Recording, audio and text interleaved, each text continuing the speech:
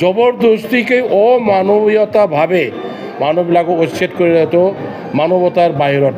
আজি আমাৰ গোসাইগাঁও জিলা PPF দলৰ অন্তৰ্গত জমদুৱাৰ ব্লক কমিটিৰ অন্তৰ্গত সাঁওতালি চেল কমিউনিটি গঠন কৰাৰ কাৰণে আজি আমাৰ এটা উদ্দেশ্য লৈ পেলাই আজিৰ সভা অনুষ্ঠিত কৰা হৈছিল।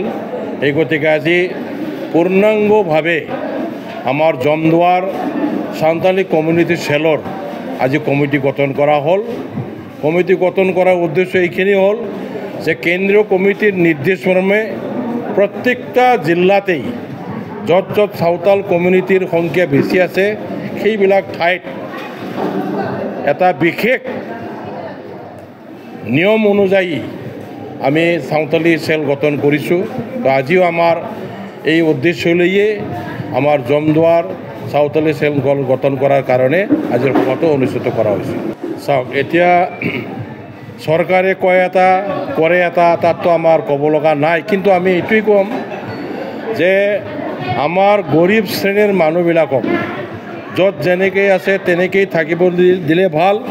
কিন্তু চৰকাৰে আগতীয়াকৈ সেইবিলাক বিষয়বিলাক চিন্তা কৰি পেলাই যেতিয়া নেকি সেই জেগাবিলাক মানুহবিলাকে দখল কৰিব লয় তেতিয়াই বন্ধ কৰিব লাগিছিল। কিন্তু আজি 40 বছৰ 50 বছৰ হোৱাৰ পিছত মানুহ ঘৰ বাৰী সাজি পেলাই বসবাস কৰিবলৈ লৈছে, তাত যাতে হঠাৎকৈ যদি এই বাৰিষাৰ কালত উচ্ছেদ হয় নিশ্চয় এইটো মানৱতাৰ বাহিৰত। আমি আগৰ পৰাই কৈ আহিছোঁ যে এই চৰকাৰে কোনো ধৰণৰ ৰাইজৰ কল্যাণমূলক আঁচনি বা কল্যাণমূলক কাম কৰিব পৰা নাই। তেখেতসকলে উচ্ছেদ কৰিব বুলি কৈছে, কৰিও আছে। ইয়াৰ কোনো জাতি ধৰ্মৰ কথা নাই। তেখেতসকলে স্বজাতিক তেখেতসকলে ৰেহাই দিয়া নাই, বেলেগ কাষ্টৰ কথাটো বাদি দিওঁ। এইকাৰণে আমি ধিক্কাৰ দিছোঁ, গৰিহণা দিওঁ তেনেকুৱা ধৰণৰ উচ্ছেদবিলাক যাতে এই বাৰিষাৰ কালত নহয়, কিবা এটা বিকল্প ব্যৱস্থা কৰাৰ পিছত যাতে চৰকাৰে উচ্ছেদবিলাক কৰে। বিকল্প ব্যৱস্থা নকৰাকৈ জবৰদস্তিকে অমানৱীয়তাভাৱে মানুহবিলাকক উচ্ছেদ কৰি দিয়াটো মানৱতাৰ বাহিৰত।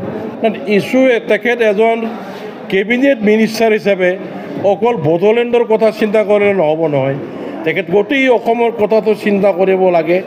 তেখেত যদি এইটো BTCৰ বাহিৰৰ ঘটনা বুলি মূৰ্খামিৰ কাম কৰে তেতিয়াতে তেখেতে মন্ত্ৰী হোৱাৰ যোগ্যই নাই।